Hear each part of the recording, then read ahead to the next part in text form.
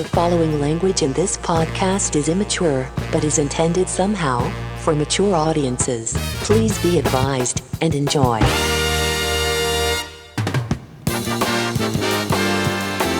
This is a Zerbinator Land production. Enjoy. Hello and welcome to Overthinking Podcast Episode 3. Tonight we're going to discuss the fear of success and failure. Tonight I'm very excited to have my friend Sean Johnson with me. He does other podcasts and I met him through the Throwback Reviews podcast. 5 years we've been friends. He found me floating around on the web and decided that I was either funny enough or smart enough. And gosh darn it, people liked me. And he contacted me and asked me if I would be on his podcast. And I said, absolutely. And I was there for 1 year and I loved it. Until he kicked me out for loitering. So I got Sean Johnson back by having him co-host with me when I rebooted Please Stand By podcast. He was there for 3 episodes, 4, 5, and 6, just like the original Star Wars, and I had to kick him out for indecent exposure. We've always been very good friends. We've always kept in touch. He has an outstanding love and passion for my wife, Shelley, and I love to watch. That all being said, I would like to tell you a story.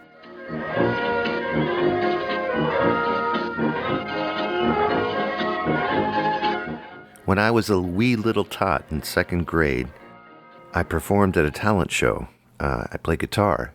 My dad would tune my guitar to open tuning E, which sounds like this. In every song I played, I had to use my thumb. I laid the guitar down on its back on my legs, and I would strum with one thumb, and the other thumb I would put onto the neck of the guitar to make different chords. So this particular year, my 2nd grade year, I was going to perform a song called Tiny Bubbles in the Wine in front of 300 people, parents, kids, faculty, and it was going to be a blast, and I was looking forward to it. I practiced every single day, and even at school, I would play it for the girls at recess. I mean, I had girls all around me. I was the king, man. All the girls liked me. I was playing songs for them, like, hey, what's your name? Never mind, check this out. And I would, strum along. What the hell? I'll play the song for you right now. Hold on. All right, let me try to get this guitar here. It's kind of hard to do because I'm much taller now. And all right, I think I got it. Here we go. Tiny bubbles in the wine made me happy. Made me feel fine. Tiny bubbles makes me warm all over with the feeling that the feeling gonna love you till the end of time.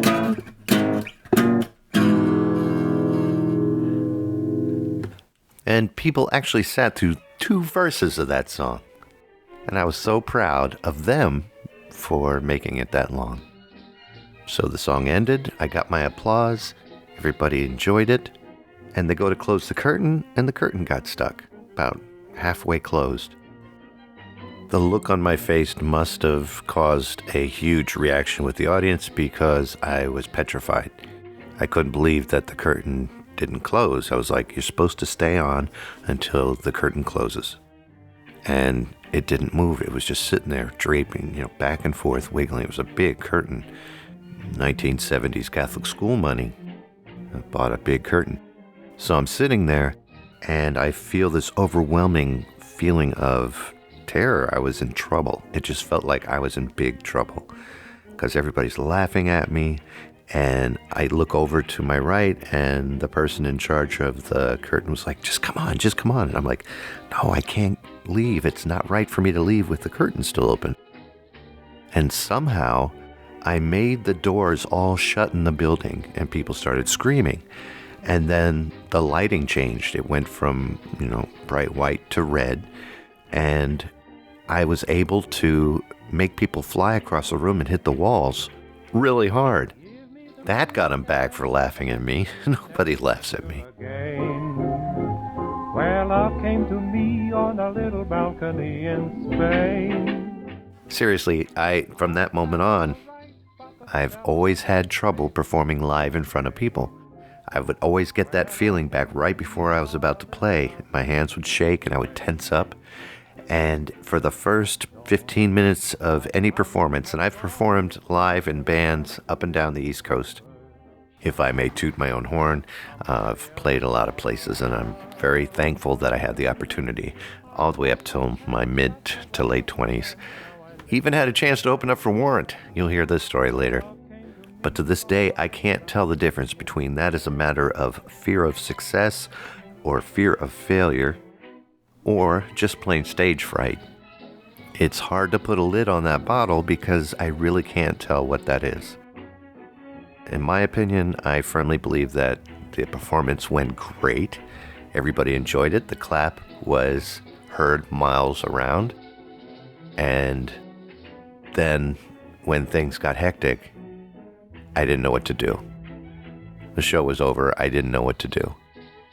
And I didn't know how to handle an upset like that. And it's affected me ever since. At any rate, that's my story, and I'm definitely sticking to it. If I had to do it all over again, I think this time I'd get up and walk off as soon as the performance was over and let the stagehands handle their own problems. I wonder if that would have made a big difference in my life, the way things turned out. Just that one little thing.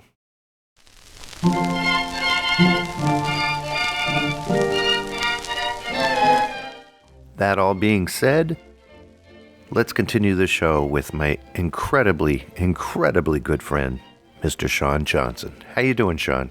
I am doing well. It's been a long time since you and I recorded. I'm excited about it. Yeah, it has been a long time. It's nice to have you at the house. Yeah. I don't know why I'm underneath the desk. You told me to go under there, but all right. Watch your head. Oh!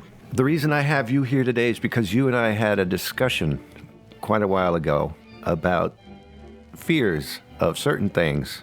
Well, it's an idea of a show that I've had in my mind for probably 2+ years. And basically, I mean, I've been podcasting for a long time, like yourself. I've met a lot of people through this. Like yourself. And like yourself. And so I thought it would be kind of cool to just every once in a while get a hold of somebody and just have a conversation with them. Not an interview, just a conversation, but to learn more about, not only for myself, but for listeners of both shows that I do, but the person that's on. So the first person like I approached was Ferg a couple years ago, and he totally agreed to it. And honestly, Ferg, that actually kind of gave me the idea in a roundabout way. Every once in a while, he'll put out these episodes where he kind of steps away from the Atari, all that, but it's on that feed.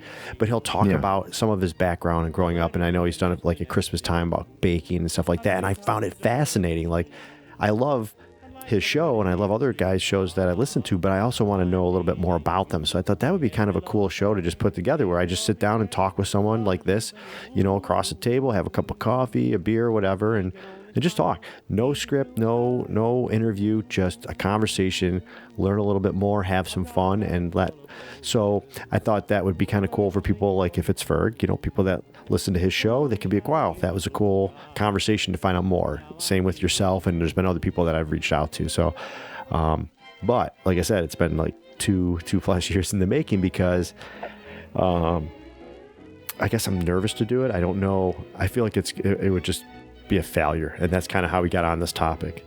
Well, I told you, I think you have a fear of success. And you said... I don't remember exactly what I said. I said, you said, no, I don't think it's a fear of success. You said, I think it's a fear of failure. Right. I don't want to screw that up. Right. And then I asked you, I said, is it kind of the same thing? I'm not sure. Is it? And we're going to find out. Right. We're definitely going to. Now, those who don't know Ferg, by the way, Ferg hosts the Atari Game by Game podcast, and he's also my sweet, delicious married husband to my Please Stand By My replacement. Oh, and Sean, and I should mention that Sean is the kicker to help me kick back off Please Stand By, which I thank you highly. And the reason you stopped is because you said you had a fear of success.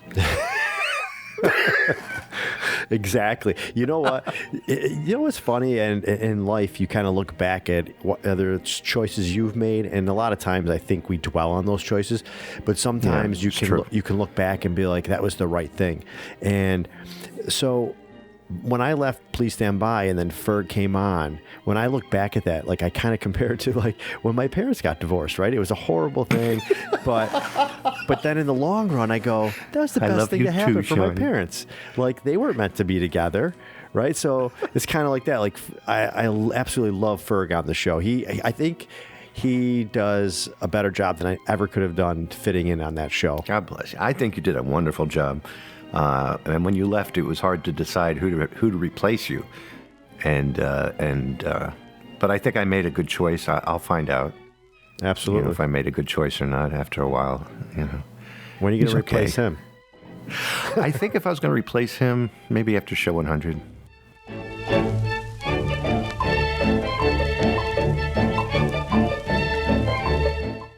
And now, first thoughts. What were your first thoughts when you hear fear of success or failure? What are your first thoughts?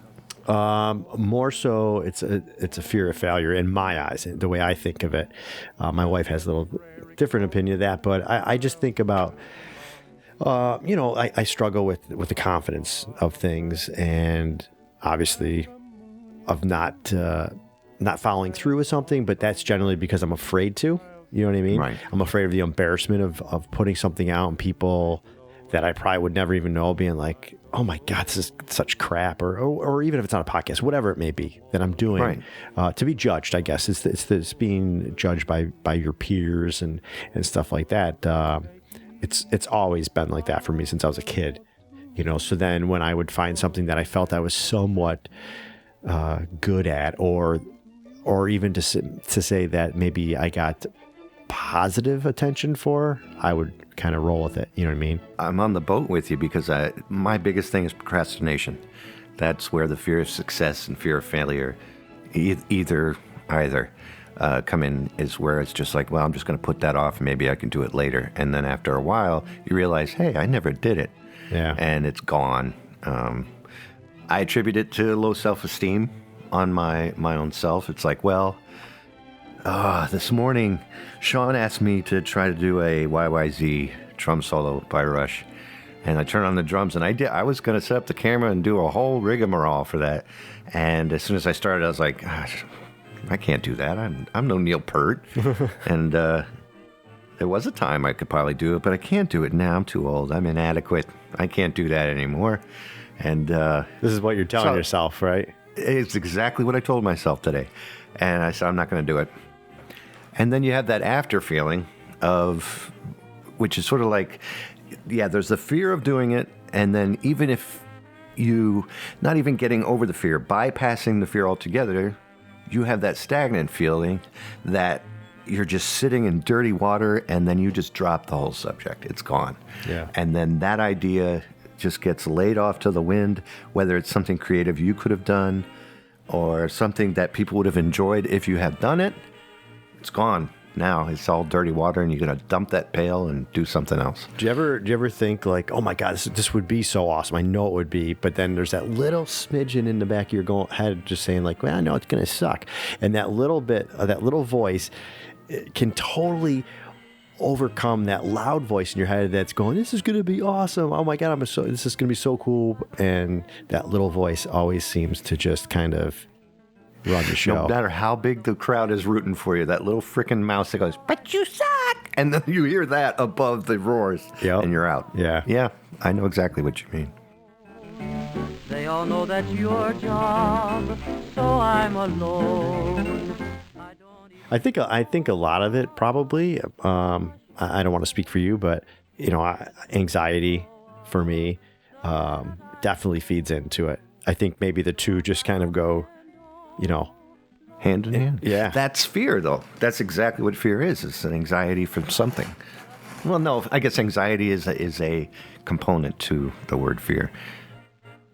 doesn't sum it up. It's a hand of it. I guess there's the idea of doing something, and I get so anxious about it because I'm afraid it's not going to be good, or another thing is like maybe sometimes I'll have it in my head how I want it to be, like this whole. I don't even have a name for the show yet. That's another thing. I've been trying to think of a name, but I always think, man, what if it doesn't turn out the way I want it to? Like, is that so? That would be failure. You're afraid of that failure. Yeah, and even if it was something people liked, but I in the back of my mind I'm going, but this isn't what I envisioned. This isn't what I liked. You know what I mean? Yeah. That'll hold me and back. that doesn't. See, I keep wondering if fear of success is as powerful as fear of failure, and I think it's much smaller. Because, what if it is successful, and like you said, you don't like it? It is what you wanted to do, and you're just like, well, I like mayo on my burger, and I like ketchup on the burger, but I don't like them alone. So, and this tastes like mayo on the burger. Wait, I do like ketchup. But I'm still eating, and I'm getting full on that substance. Right. But it's not how you like it. 40 and crap am I coming up with right now? I mean, I really do look at it like because you did when we were discussing this. You're like, man, I think it's you're afraid of success, and I'm like, no, I really don't. I don't think I ever have. In my mind, at least, I don't succeeded in anything. Well, I just don't ever think I'm kidding. Asshole. And that's okay. We're here for you. I thought you were like being that little voice in my head, like how I was thinking, but actually you're just kind of kicking me when I'm down. Thanks. Yeah. No, but like in my mind, like I'm never afraid of success. You always want success. It's always the failure trying to get it. But maybe that's just me being oblivious to it. I don't know. Like I said, my wife, we talked about this after you invited me on the show, and I kind of talked to her about it, and she's like, oh, I know exactly what you're afraid of. And I said, well, what? She's like, you're afraid of success. Every time something starts to go good, whether it's a project you're involved in, a podcast, whatever, you always want to bail out. And I'm like, that's not true. And she's like, just gave me that look. Like, really? And I'm like, okay, I do. I know I get nervous maybe. So you think that, you're on the top of the world there, Ma. But how long can you keep that balance? How long can you keep that stance? And so before it gets you, I'm getting out. Yeah. Let's jump ship before. I'm like that when I talk to people. If I deliver for a living. And when I go to the homes, I love to make people laugh. I enjoy making people laugh. So I have to make sure that when I walk out, it's on a high note. And so I wonder if it's that type of situation where you're on the high note. Can't get any better than this. Again, it's like another brick of a fear of successing further. So let's stop right now. This is as good as it's going to get kind of situation. Yeah.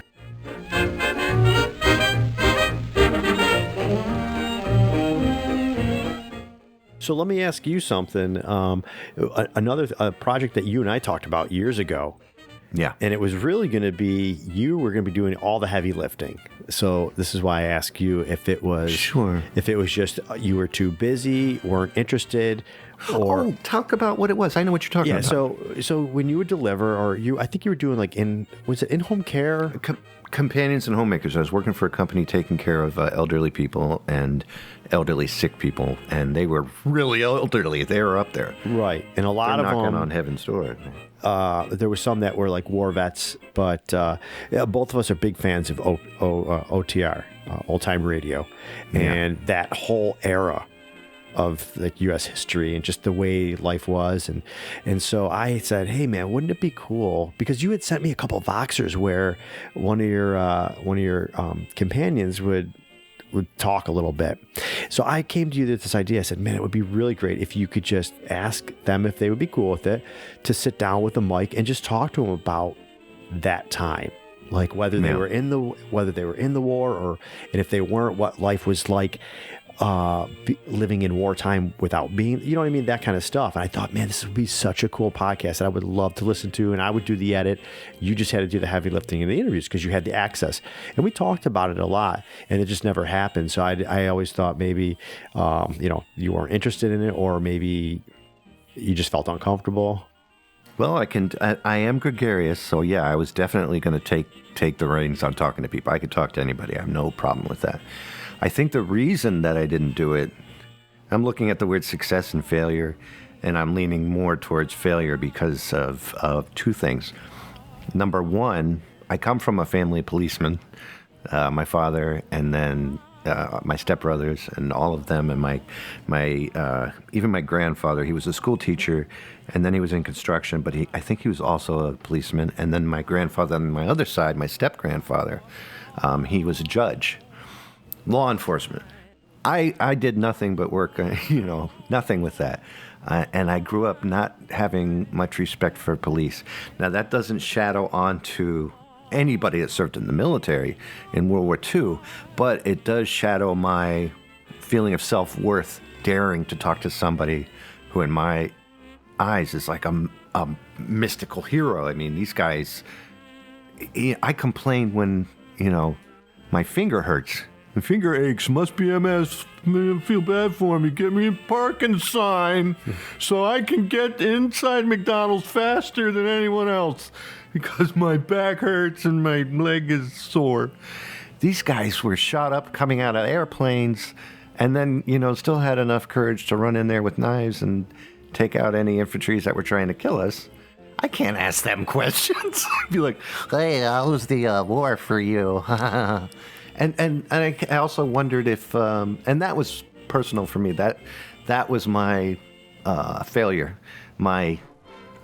I just didn't have it in me to ask questions because I didn't think I was strong enough in my life to dare go up against somebody who completed that. That was probably about a good 75% of the reason why. The other thing is that I was I came to a couple of the certain times of year, the raising money for some of the outposts and the military people, and they're like, would you like to donate for some cause? And so I went and talked to some of those people, and there were some of the older retired military service there, and I asked them certain questions, and a couple of them told me that it's things that they really didn't want to think about anymore. They reached a certain age where they didn't want to discuss it, but they were, thankful for their service, but they didn't want to go into too much detail, and that kind of deterred me a little bit more. I think that's the last 25% of why that never happened. Mostly is that fear of the fact that I didn't have success in that area, and so I failed myself. Right. That's another direction in the fear of those types of scenarios. So.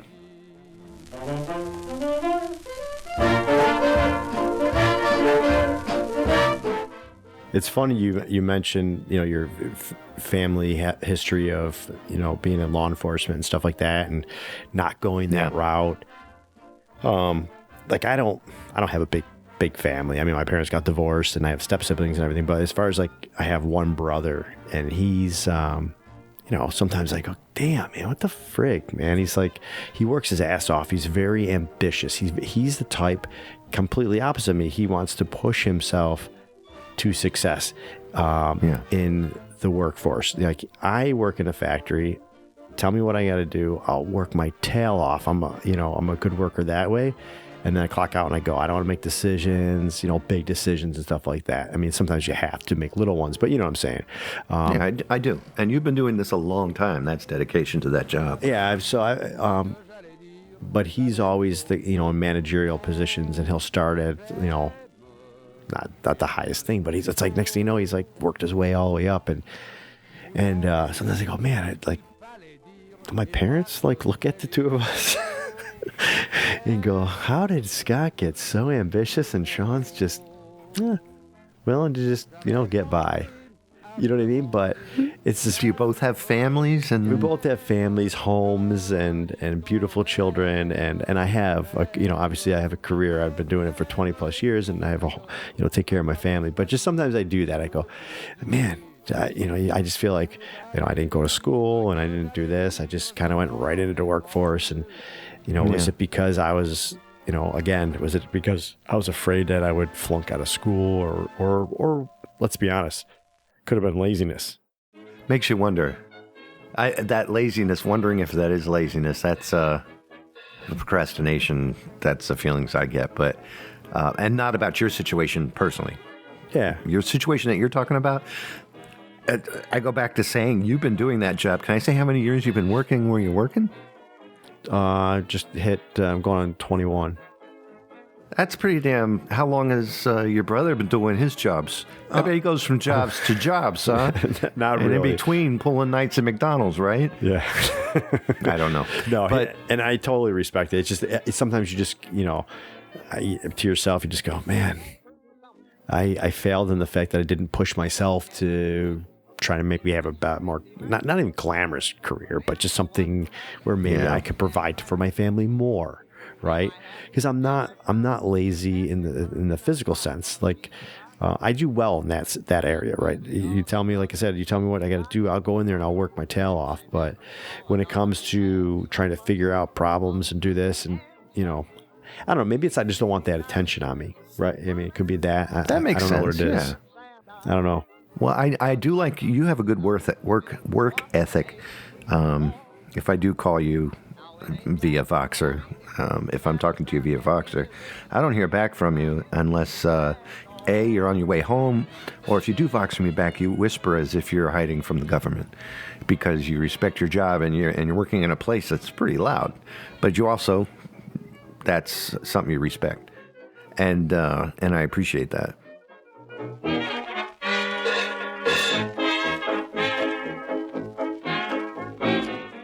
I don't know. Why can't you be like your brother? I don't know, man. I don't know. It's rough. My sister did the same thing. She went into a police station. She worked for the CIA. Now she's working for a supermarket. She's retired, basically, from the CIA at a very young age and is doing pretty damn well, if I can do that. And my grandfather, my original grandfather before the step, he passed away due to wounds from World War II. And he has there's a piece in this big, beautiful, gold-painted glass case of what was in his thigh that attributed to his passing. It was a piece of, I don't know if it was lead or not, but it was something from shrapnel that got in his leg and got infected, and it aided in his passing. I think that's another reason, too. And I look at all that, and I'm like, you want me to stand up against that and be like, hey, so was it cold when you walked over that hill in Bunker? Was it as slippery as they say when the British were coming? That kind of thing. So... Yeah, see, it disappoints me just out of a selfish reason, because I love hearing, and it didn't even have to be the war, just like that whole era of what it was like, Yeah, the music. Exactly. We've shared our interest for the music and our love for it, and well, they're all dead now, so it's okay. Yeah, yeah. My grandmother used to tell me, like, you were born in the wrong time. I'm with you. I'm a huge, especially the music. God.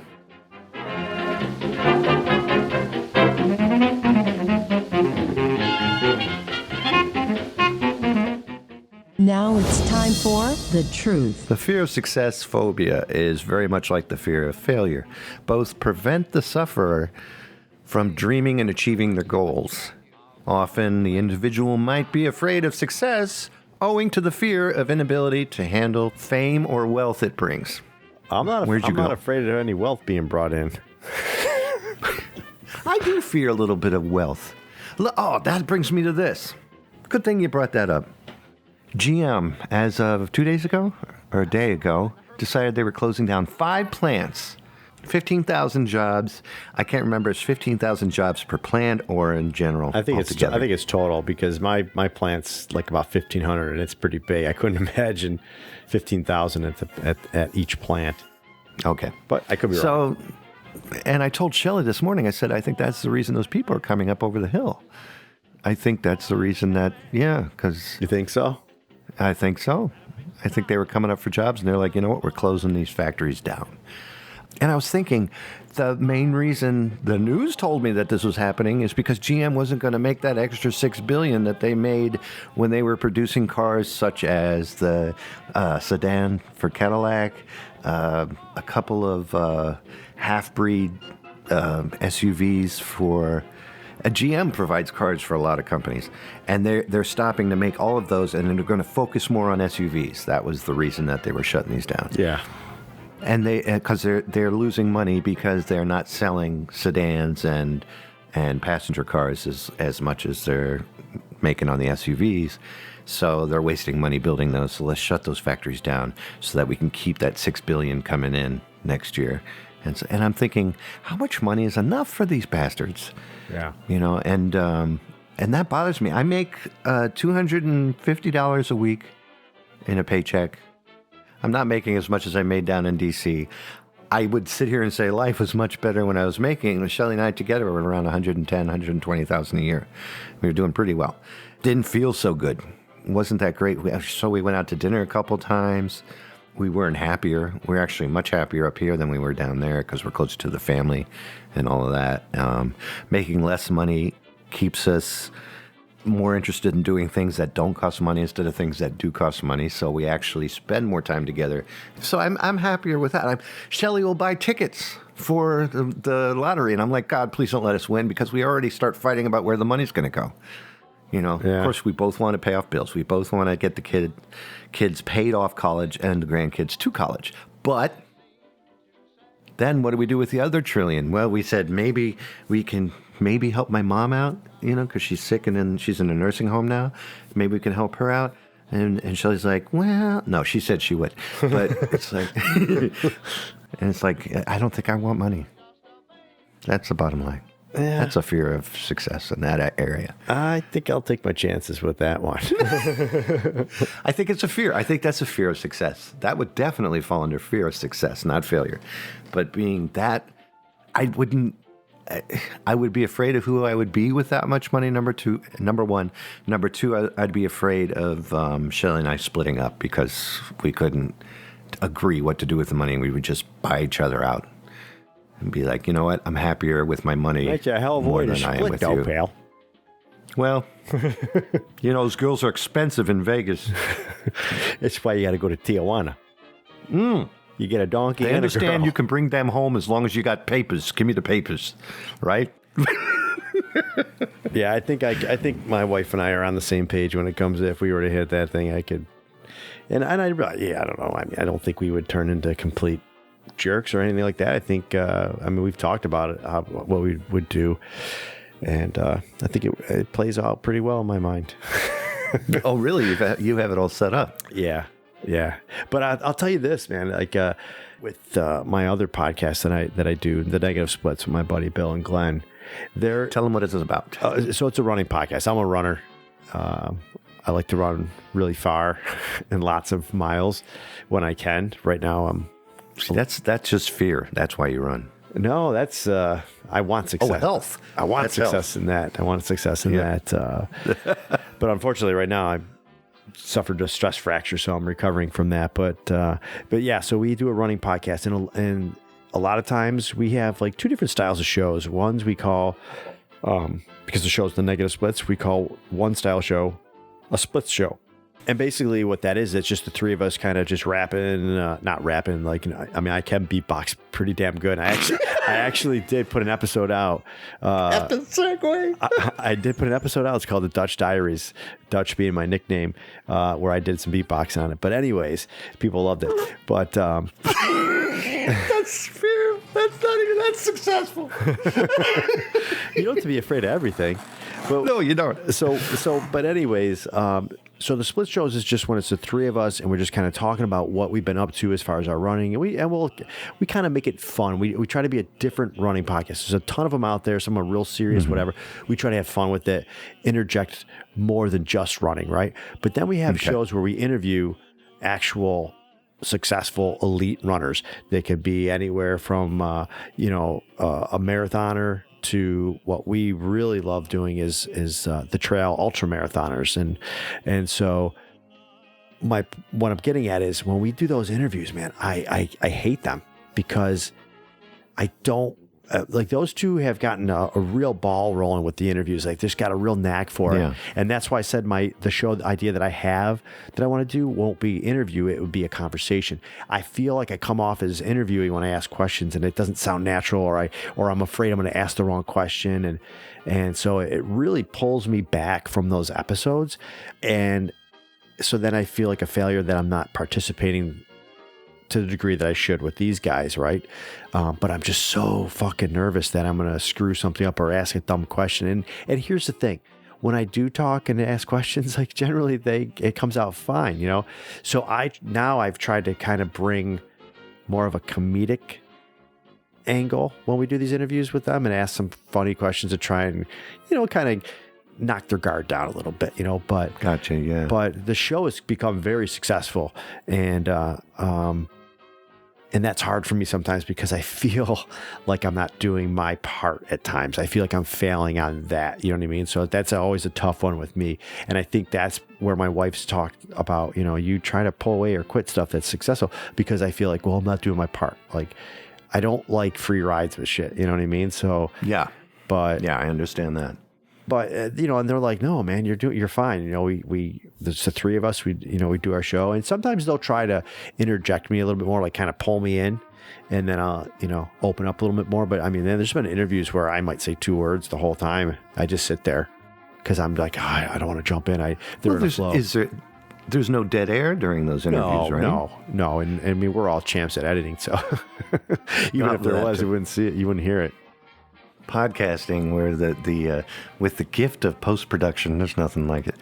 I think it's also I think you hit the pin on the hammer when you said that the part that you didn't like is that you felt you've failed them or you're getting a free ride is what you said. Yeah. And but you're not looking at the fact that of all the work that you're doing, plus the fact I think you kicked that show off, didn't you? Well, no, I had my own show, a running show, but they approached me to help them kind of get it started because I had been podcasting for a while and I knew how to do editing and stuff. And it's funny because we joke around about our very first episode never saw the light of day because it was such crap.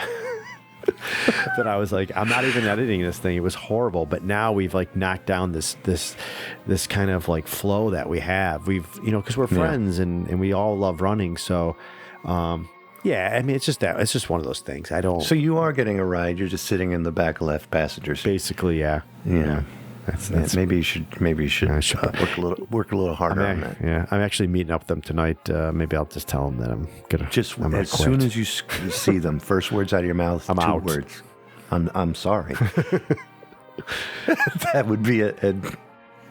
And work on doing more. I think that's important.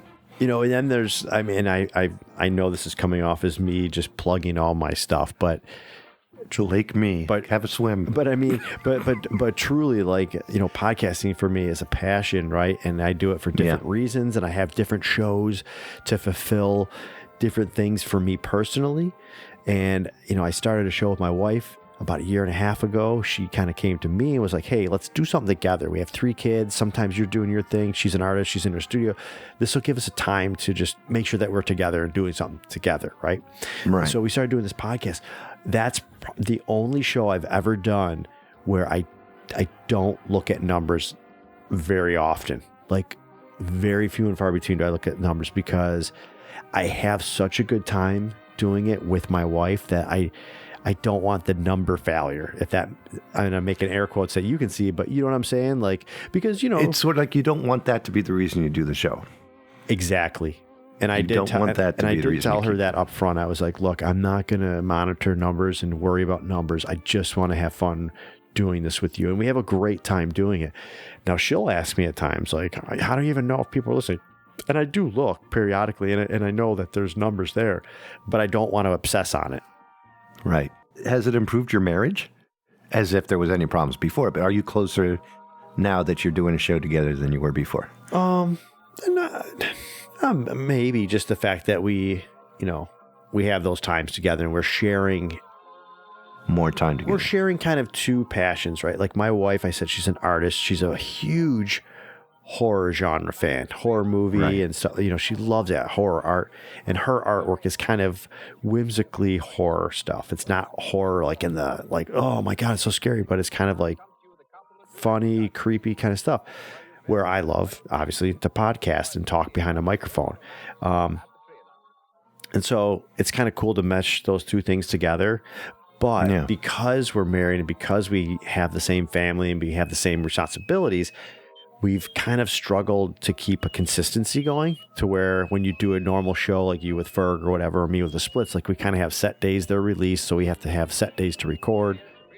You know what I mean? And Everything's bracketed. yeah, so we do want to try to get a little bit more consistent, and we want to try to make it grow and make it better. But I'm just that's one of those things where I feel successful that we've done it, and I think I told you, and I think my wife would admit, like the first half of the episodes were kind of shite, but I think it's kind of found its groove the last 10 or 15 episodes where it's more about, I think it comes across more that we're just having fun together, more so than trying to really we don't when I say it's a horror movie review show. I hate horror movies, so that was kind of the fun of putting it together. But I think that's coming across now. It's like, yeah, we're not taking this serious. We have a couple of drinks. The kids are in bed or gone, and we just have fun. So to me, that's a success. So I'm not that. It's us time. Right. And so that kind of confirms that I'm not afraid of success. I'm afraid of failure because I feel I guess so. So you're a failure freak. You're a little afraid of that there. Mm-hmm. Do you appreciate horror movies more now that you started doing Absolutely this? not. Awesome. No, I don't. I still am I tell all the time, I would not watch this shit if it wasn't for the fact that we're doing this podcast together. But I don't go, I don't want to watch it. I'm all right, we'll watch it. It's cool. We went and saw the new Halloween movie together. I never would have wanted to go see a horror movie. We went to see Get Out at the movie theaters. We went to see It at the movie theater. So it's we're having little, again, air quotes, date nights, my wife and I, to go see horror movies. It's just, it's cool. So that's why the numbers don't mean shit to me. I don't care. That's good. Because this is the success, is that we have fun doing it. That's one thing if I bothered looking at the numbers, that's where I'll just look at them. And I do from time to time when I look, I'm just like, why isn't it more? I've been doing this since 2007. Why in the world can't I do better than that? I do that. I do that with other, shows that I've either been involved in or that I have done in the past. And I go, man, I thought that was pretty good. Why, but I mean, we instantly go to failure on that, right? Yep. But there's a lot that goes into this. I mean, everyone thinks you just turn on a mic, hit record, and maybe you do some editing, put in some fancy music, and it's done. I mean, there's a lot that goes to it. I mean, you have to self-promote, right? And that I suck at that. I do too. Why? Because that goes to failure again. I have social media. They'll find it. But, right. And I feel I don't want to bother people and put it in their face, but you kind of fucking have to, right? You have to put it out there. And I don't want to because I'm afraid that people will get annoyed. And to me, that's another failure. You know what you have? You have adichipophobia. Sounds like something Lucy would say to Charlie Brown, but that's what they call it. Adichipophobia. The fear of failure is when we allow the fear to stop us doing the things that can move us forward to achieve our goals or improve us in other ways. The fear of failure can be linked to many causes. For instance, having critical or unsupportive parents. Is a cause for some people. Now, my parents were supportive, and I think they were overly supportive because here I am now, nothing like they said I was. They said, you're good piano, you play better than anybody. And then I sit down and watch 1 inch of Liberace, and I'm back in the closet. There's no point in me playing. And he's out. I think I was overachieved by my parents. They gave me too much. Are fading, the roses are falling. Now, I would fall under fear of success. Yes, it's true, because I could have practiced more and didn't. But it sounds cocky as heck, but when I was 9 to 13, I was playing any instrument I could get my hands on. And in this room, I've got a ton of instruments. And I do pat myself on the shoulder for some albums I've completed and some songs I've completed because I busted my ass doing something, especially, it sounds so braggy, I'm sorry, but somebody who has what I have, which is MS, and the concentration level is unbearable, but I could still pump out a really good song. I think that's successful, in my opinion. Absolutely, yeah. But I don't go further than a certain level. And if you listen to some of my guitar solos, it's repeating the same thing over and over again. This is like deprecating, but it's true. I know certain chords on the piano that I just move up and down the scale, but it's always the same style of playing and everything. And it's because I never enhanced what I knew. I didn't want to succeed further than that. I wanted the limit. I thought maybe that would keep me, level-headed or something of that nature. So that was a fear of success. My buddy Mike and I were in a band called Leapfrog, and we went to Jack's nightclub to open up for Warrant during the high end of She's My Cherry Pie. Oh, God. We were going to open up for Warrant. Guess what keyboarder didn't show up that night because he was afraid of succeeding? Am I looking at him? You're looking right at his ass. He didn't go because he thought, he covered it up with saying, well, I don't want to be known for that type of music. Yeah, I was all you snob took the ass. snooty road. Yeah, I was all snooty, like, I don't want to be known like that. And I God don't bless even Mike. like cherry pie. Yeah, I never liked cherry pie. We'll have a slice, no thank you. She's my pecan pie. Well, I can't eat nuts because of diverticulitis. Do you have any that's right. chocolate or pumpkin? I've heard you describe that to me before in boxers too. You're You're very successful in your descriptive boxers, that's for sure. My lower intestine is really successful at getting those little airbags in there. So, fear of success? Well, let me explain to you what that is in Psychology Today terms.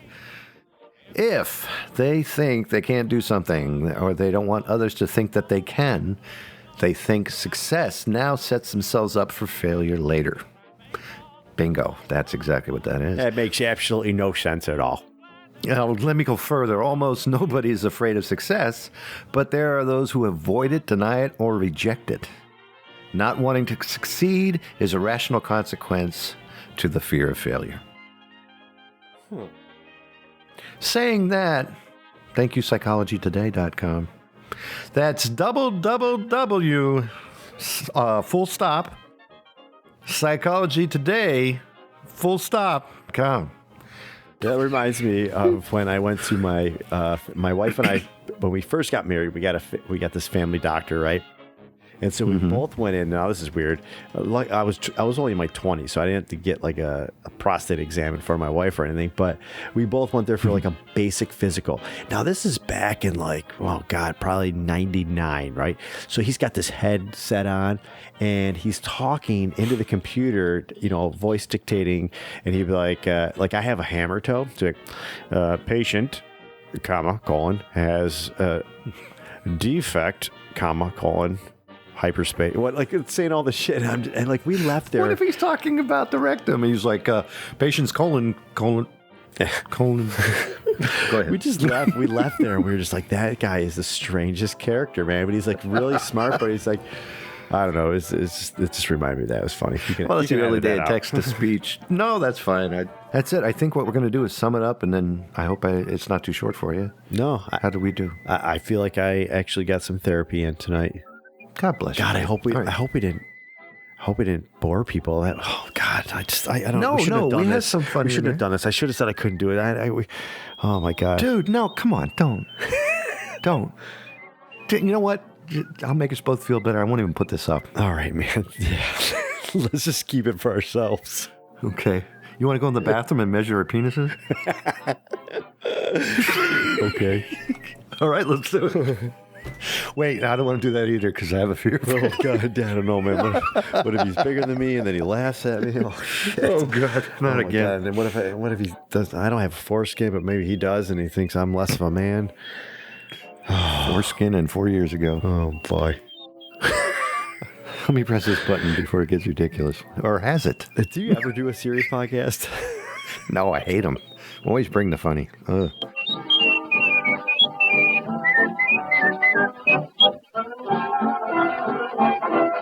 Do we wish to sum it up?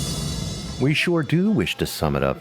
Final thoughts on this entire subject, Sean. What do you think? I'm a pussy and I'm afraid to fail. Very good.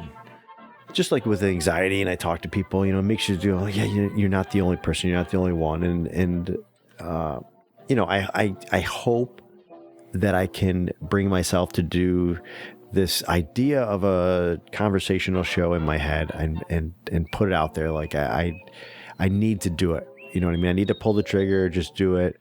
I'll tell you what, I'm being totally serious right now. My wife would attest to this, that podcasting, and I think I started about 7 years ago, maybe, really has changed who I am as a person and how I can project myself. And now sometimes I'm faking it, right? Well, but yeah, but I can fake it at times, so it's done a lot for me. And I think that's a success in itself. So now I need to just do this little idea I have in my head and just have these conversations with the people, man. I have some people in mind, and I've reached out to a few, and you're one of them, where I think, man, it would just be great conversations. Like, I feel like that's kind of what this turned into tonight, in a sense, Exactly. Yeah. So, that's my kind of sum it up is just, don't worry so much. Very well said, and I like that part about podcasting being your. A lot of people spend their lives trying to figure out who they are. Here's my air quotes up there. You know who started air quotes? It is discovered there was a survey and a scientific study to find out where air quotes came from. Early Steve Martin on stage. I could see that. He did the first bit. On HBO in 1970 something, where he went, duh, duh, duh, and I can't remember the bit, but he did air quotes. And anyway, back to us. You know what? Can I just tell one little quick story here? Because I think it will play well into the. No. Let me finish what I was going to say, and then you can tell your story. I'm sorry, man. Don't do that always again. interrupting This is my people. goddamn show. All right. How dare you come along? That doesn't open the door for you to tell a story. Did you hear anything? So Go ahead. So. This past summer, and how you were saying, like, oh, this is going to sound like me patting myself on the back, but I could play every instrument with my eyes closed. Damn right. This is going to sound the same way. But Okay. but trust me, there's a point to this. I think it was back early spring this year, late spring. My buddies Bill and Glenn and I, for Negative Splits, we made the newspaper. And now it was the Buffalo News, which is a pretty big paper locally, And Yeah. I was shitting my pants to go to work. Okay. I never wanted anybody to know that I'm a podcaster at work. And when that... Wow. So my father called me that Sunday. It was in the Sunday paper. My father calls me. He's like, Sean, you're in the... And I'm like, yeah, I know, Dad. And like, my father was so proud of me.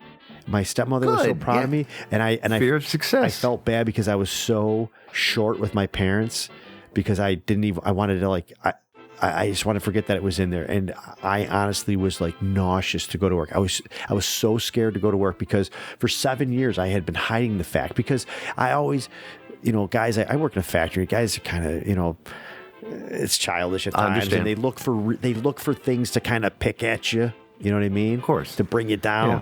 And so I always kept podcasting as something that they couldn't be part of.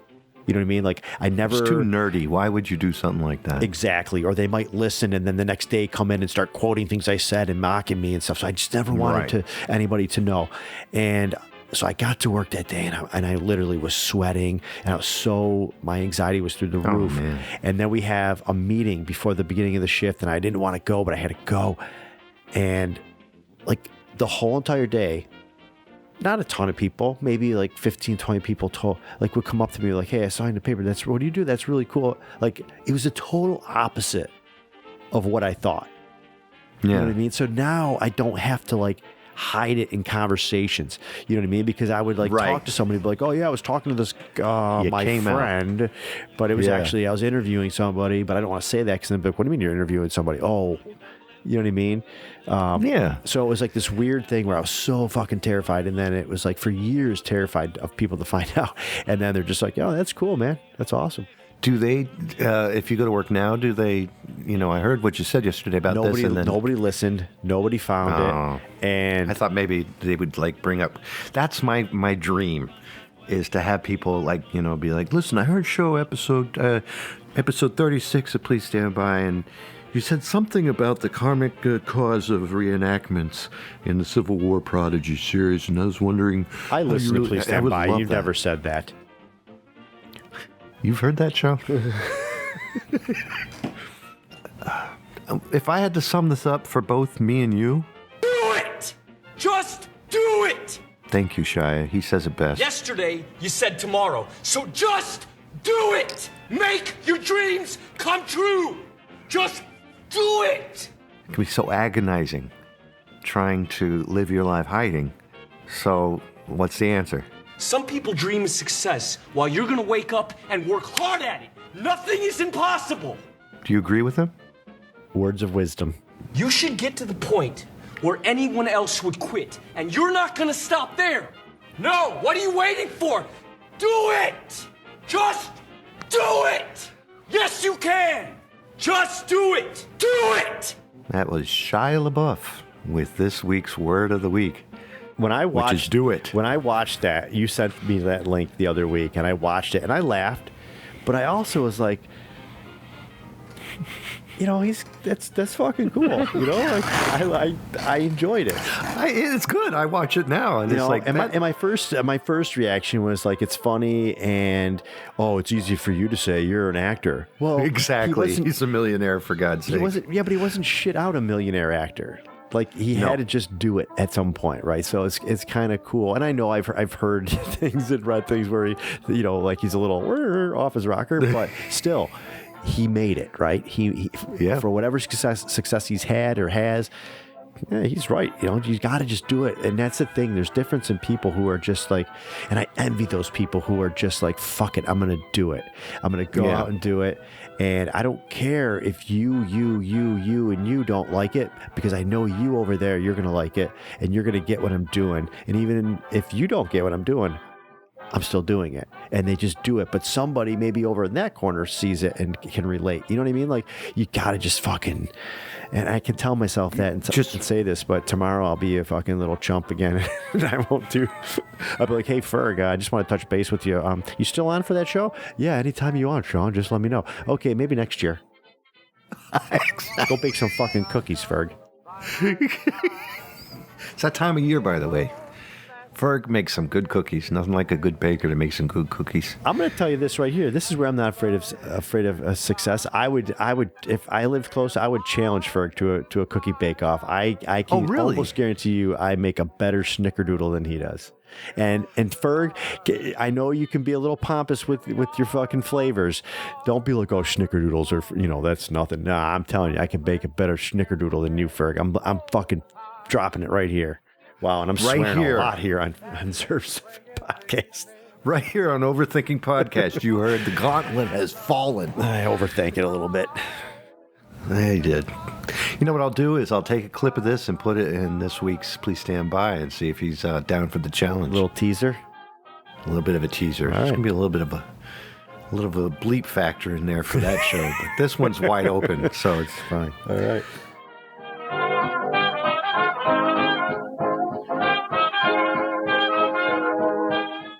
Let's do some shameless promotion. This program is brought to you in part by Sean Johnson's podcast. Please, the links to all of his shows, present, past, and future. Oh, did I mention I do podcasts? I didn't know I mentioned any shows. Sure, you sure as hell did, my friend. Non-stop, no fear of that. www.alldutchpods.com. Great place to go. You can check out his throwback reviews, his negative splits, his horrified chickens, and also his Average Runner podcast. And OTR playlist. Don't forget that one. I forgot about his OTR playlist. That's his oldest show. His newest show is Horrified Chicken. Sean, bless you for coming on. I thank you from the bottom of my heart. I'm glad that I do not have a fear of you. I was kind of afraid of you. Well, we never fail when we're together. That's right. That's success. You suck, all right. Thanks for having me on. I do appreciate it. It was fun. And I do apologize. I feel I'm a failure that I plugged my shit too much, but I think that every time I said something, there was a relevant story connected to that. You did. I agree completely. And that's a good thing. I mean, if it wasn't for that, the show might have been that much better. But, yeah, probably. Who cares, Could have been really? a success. So until next time, this is Shia LaBeouf saying, Do it! Just do it! Please visit Zerbinator.wordpress.com. Visit Zerbinator on Facebook, Google+, and Twitter. All shows available in iTunes, Stitcher, RSS download, and Google Play. Thanks for listening. Have a good night.